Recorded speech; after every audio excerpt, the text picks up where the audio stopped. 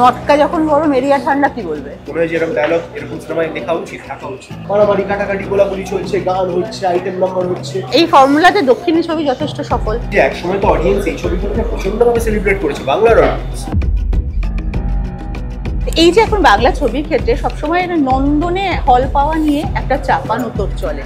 দুটো মানুষ যদি হলে গিয়ে সিনেমা দেখতে 2000 টাকা খরচা হয়, তাহলে তো মধ্যবিত্ত পরিবারের বাঙালি লোকেরা মাসে একটা সিনেমা দেখতে পারবে, বা 2 মাসে একটা দেখতে পারবে। সেই জন্যই আমার মনে হয় যে নন্দনের শো না পেলে যে আমরা একভাবে একটু আশাহত হই।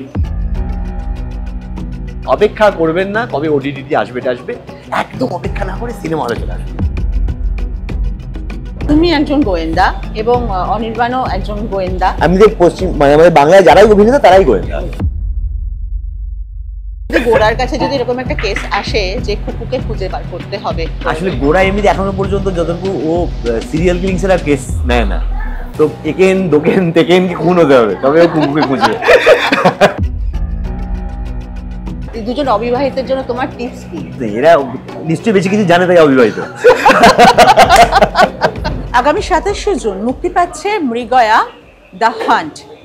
এমনই একটি ঘটনা, এই কলকাতা শহরের বুকে ঘটে যাওয়া একটা রোমহর্ষক ঘটনা, যে ঘটনার তদন্ত এবং তদন্তের যে তারপরে যে সমাধান, সেটাও কিন্তু হাড় হিম করা একটা ঘটনার মধ্যে দিয়ে ঘটেছে এবং এটি সত্যি ঘটনা।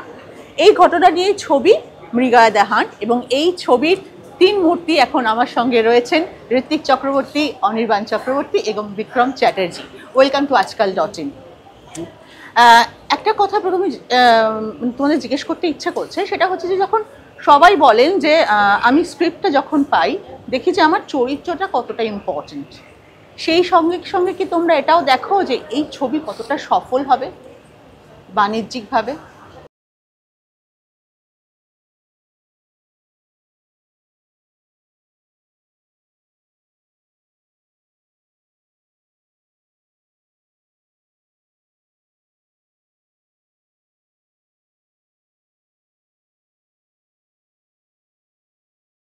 সফল হবে এটা কেউ বুঝতে পারবে না। হ্যাঁ, কি করে বলি? এটা বুঝতে পারলে কোনোদিন কোনো ফ্লপ ছবি হবে মানে একমাত্র চরিত্রটাই তোমাদের থাকে মাথায় না, মানে এই ছবিটা অনেকের ভালো লাগবে কি লাগবে না সেটা আমি আমার মতন করে বোঝার চেষ্টা করি না, করি হয়তো, কিন্তু সেটা যেটা বলছি সেটা তো মেলে না। সেটা তো সিনেমা তো ওইটার মধ্যে দিয়েই তো যায়। সবাই তো মনে করে একটা ভালো সিনেমা হবে বা সফল সিনেমা হবে, সেটা তো মেলে না। তো আর এই প্রশ্নটা তোমাদের সবার কাছেই, সেটা হচ্ছে যে ধরো যখন কোনো ঘটনা একটা সত্যি ঘটনার আধারে তৈরি হচ্ছে, সেই ঘটনাটার উপর যখন ছবি হচ্ছে, সেটা করাটার জন্য তোমাদের ভাবনা চিন্তা কতটা বাড়ে? আর এটার জন্য যে খুব আলাদা করে কোনো চিন্তা, মানে যখন অভিনয় করছি তখন আমার মনে হয় যে মানে অতটা ভাবতে হবে না। তার আগে যখন লেখা হয়েছে ওই সময় ওই সত্যি ঘটনার বিষয়টা আরও বেশি করে কাজ করে। ঘটনাচক্রে এরকম একটা ছবিতে, এই যে মৃগয়াতে এমন কিছু মানুষকে আমরা পেয়ে গেছিলাম, যেমন দেবাশিসদা লিখেছেন, তিনি ঘটনার সঙ্গে যুক্ত। সত্যি ঘটনা অবলম্বনে অনেক ছবি হয়েছে, সেই সব মানুষ সব ঘটনা সবসময় পাওয়া সম্ভব নয়। তো তখন স্ক্রিপ্টটাকেই সেইটাকে ধরে নিতে হয় যে আমরা ওই স্ক্রিপ্টের ছবি করছি, সত্যি ঘটনাটা নয়। তো তখন স্ক্রিপ্টের প্রতি থাকলেই হলো। আর এটা একটা ভরসার জায়গা ছিল আমাদের, যে ঘটনাটা যাদের সাথে ঘটেছিল তারা ছিলেন এই স্ক্রিপ্টের সময়, সুতরাং ওইটা নিয়ে আলাদা করে আর ভাবতে হয়নি আমাদের কাছে। ব্যাপারটা একটা স্ক্রিপ্ট, মানে রিল লাইফে যারা ছিলেন তাদের সঙ্গে তোমাদের কথাবার্তা ইন্টারঅ্যাকশন সবার সাথে নয় কিন্তু হয়েছে। না, মানে আমার চরিত্রটা যিনি করেছিলেন তার সাথে আমারও কথা হয়নি, দেখা প্রাইমারিলি দেবাশিস হয়েছে। যে এই যে একটা ইউনিটি, যে ইউনিটিটা কাজ করে, যে একটা পুলিশ প্রধান তার একটা টিম, সেই টিম মিলে একটা রহস্যের সমাধান করছে, এই ব্যাপারটা যখন পর্দায় এলো, ব্যাপারটা কতটা চার্মিং আসলে থেকে, কখনো সেটা মানে ভেবেছো তোমরা? এক্ষুনি যেটা ঋত্বিকদা বললো না, যে আমাদের কাছে যে স্ক্রিপ্টটা আসে, আমাদের কাছে তো স্ক্রিপ্টটাই লিটারেচার, তখন কিন্তু আর রিয়েল লাইফে কি হয়েছিল তখন আর প্রাধান্য থাকে। আচ্ছা, সুতরাং যে কোনো অন্য সিনেমার ক্ষেত্রে যেরকমভাবে একটা স্ক্রিপ্ট আছে এবং আমরা অভিনেতারা সেই স্ক্রিপ্টটাকে ফুটিয়ে তোলা বা নিজেদের চরিত্র ফুটিয়ে তোলা, সেটাই আমাদের কাছে সব থেকে ইম্পর্টেন্ট হয়ে যায়। ঠিক, এটার ক্ষেত্রেও তাই। ইট ওয়াজ এ স্ক্রিপ্ট, আমাদের চরিত্রগুলো আমাদের ফুটিয়ে তুলতে হতো এবং সিনগুলো যাতে ভালো হয় তার দায়িত্ব হয়তো আমাদের ছিল। তার বাইরে রিয়েল লাইফ ইনসিডেন্টে কী কী হয়েছিল সেটা নিয়ে কিন্তু আমরা কেউ বোধহয় খুব বেশি ভাবি না না না। তারপরে ছবিটা শুরু হওয়ার পর সত্যি আর ওটা নিয়ে ভাবিনি, তখন আমাদের স্ক্রিপ্টটাকেই করতে হবে। ছিল খুব বেশি দিনের আগের নয়, 2022 সালের একটা ঘটনা। তখন তো নিউজপেপারের প্রথম পেজে এসেছিল। তখন এই ঘটনাটা তোমাদের কি মনে পড়ে? তোমরা পড়েছিলে বা কোনো রেখাপাত করেছিল তোমাদের মনে? আমার খুব একটা মনে পড়ে, আমি মানে যখন আমার কাছে স্ক্রিপ্টটা এলো তখন আমি ঠিক রিকল করতে পারি। হ্যাঁ আমিও তাই তখন আমার মনে পড়েনি। তারপর জানার পরে বুঝতে পেরেছি যে এটা একটা সত্যি ঘটনা। স্ক্রিপ্টটা পড়ে আমি বুঝতে পারিনি যে এটা কোনো সত্যি ঘটনা বা অবলম্বন। এবার একটু তোমাদের কাছ থেকে ছোট ছোট করে চরিত্র সম্পর্কে জানবো। ঋত্বিক, চরিত্র, আমার চরিত্রটা পুলিশ অফিসার এবং মানে এই থানার ওসি।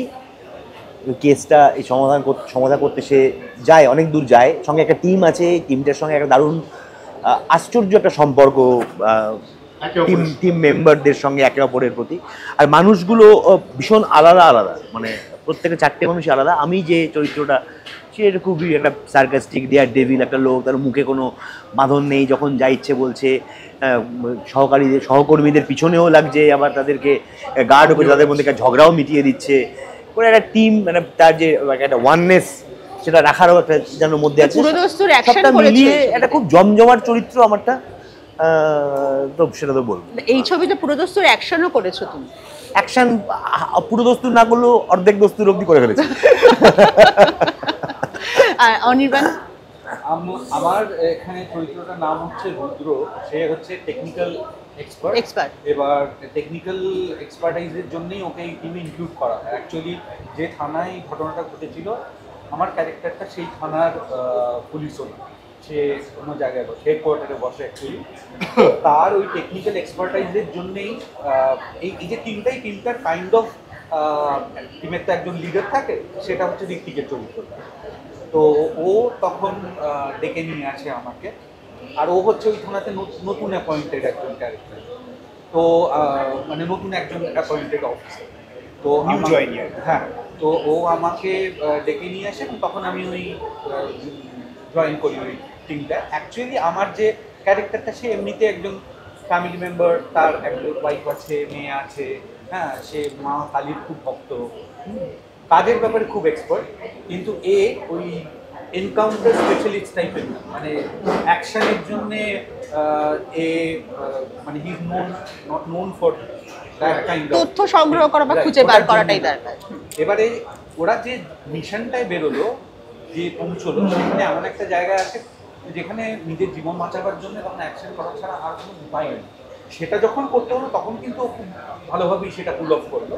কিন্তু এই অনেক রকম লেয়ার আছে এই চরিত্রটার মধ্যে। আর এই টিমের, ও যেটা বলছিল যে টিমের মধ্যে এক একজন এক এক রকম, তার এই পার্টটা আমার রিজওয়ান আরেকটা চরিত্র করেছে, তার সাথে আমার ইন্টারাকশনটা একরকম, ওর সাথে একরকম। আমরা আবার দুজন মিলেই, ও আবার ওকে খুব বুলি করে, হ্যাঁ, আমি আবার কখনো সেটা পার্টিসিপেট করি, কখনো আমরা করি না, কখনো আমাদের ঝগড়া হয় সেটার মধ্যে মেটে। কিন্তু আলটিমেটলি অ্যাকচুয়াল ক্রাইসিসের জায়গাটায় সবাই মিলে একটা ইউনিট। আর মটকা যখন গরম এরিয়া ঠান্ডা, কি বলবে? না, এই ডায়লগটা তো আমার মনে হয় যে ভেরি ওয়েল রিটেন ডায়লগ। আমার ভাগ্য ভালো যে এই ডায়লগটা আমার কাছে এসেছে এবং খুব পপুলার হয়েছে। যদি আমার জায়গায় অন্য যে কেউ ডায়লগটা বলতে ইকুয়ালি পপুলার, কারণ ব্যাপারটা তো লেখা। একটা কমার্শিয়াল মাস ফিল্ম, একটা ধরো বড় অডিয়েন্সের জন্য কমার্শিয়ালি মাউন্টেড সিনেমায় আগেকার দিনেও আমরা দেখেছি ডায়লগ খুব ইম্পর্টেন্ট ছিল। আমরা ছোটোবেলায় হিরোদের ডায়লগ বলতাম, তো সেইখান থেকে দাঁড়িয়ে এরকম একখানা ডায়লগ তো আমার খুবই ভালো লেগেছে। আমার তো মনে হয় যে এরকম ডায়লগ এরকম সিনেমায় লেখা উচিত, থাকা উচিত।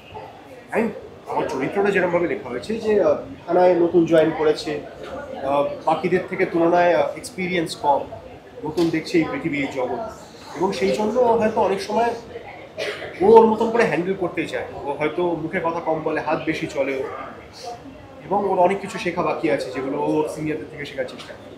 এরকম একটা চরিত্র, খুবই স্ট্যাকার্ড একটা চরিত্র। ওর ভিতরে কি ইমোশন চলছে ওর মুখ দেখে বোঝা যাবে না। ও যাই কথা বলুক না কেন, খুব স্ট্রেট ফেসে কথা বলে, এরকম একটা অদ্ভুত মানুষ। এবং কোথাও একটা গিয়ে যখন এই জার্নিটা শুরু হয়, বাকিদের সঙ্গে যখন একটা ইকুয়েশন তৈরি হতে শুরু করে, ওর ভেতরকার একটা রিয়েল সেলফও বেরোতে শুরু করে, সেরকম একটা চরিত্র। আমারও খুবই ইন্টারেস্টিং লেগেছে। আমি বারবার বলছি যে এই ধরনের সিনেমা যেখানে আমরা এইসব কিছু করার সুযোগ পাচ্ছি, মারামারি, কাটাকাটি, গোলাগুলি চলছে, গান হচ্ছে, আইটেম নাম্বার হচ্ছে, এইসব তো আমার ক্যারিয়ারেও এর আগে হয়নি। এই সব কটা মিলিয়ে যে প্যাকেজটা তৈরি হয়েছে, আমি সেই বিষয়টা নিয়ে খুব এক্সাইটেড। হ্যাঁ, এই ফর্মুলাতে দক্ষিণী ছবি যথেষ্ট সফল এবং বলিউডেও যথেষ্ট, হ্যাঁ বলিউডে যথেষ্ট, এখন এটা বাংলাতে অনেকদিন বাদে বাংলায় এরকম এই ফরম্যাটে ছবি হচ্ছে, সেটা ঠিক। কিন্তু এটাও তো ঠিক যে একসময় তো অডিয়েন্স এই ছবিগুলোকে প্রচন্ডভাবে সেলিব্রেট করেছে, বাংলার অডিয়েন্স। আমার তো বিশ্বাস যে যদি এই ছবিটা অডিয়েন্সের সঙ্গে কানেক্ট করতে পারে তাহলে হয়তো এটাকেও সেলিব্রেট, এটাও একটা ধারা হয়ে যাবে, একটা ট্রেন্ড হয়ে যাবে, হয়তো বাংলা ছবির ট্রেন্ড সেটারও হয়ে যেতে পারে। এই যে এখন বাংলা ছবির ক্ষেত্রে সবসময় এটা নন্দনে হল পাওয়া নিয়ে একটা চাপান উত্তর চলে, সেটা তোমরা কিভাবে কি বলবে?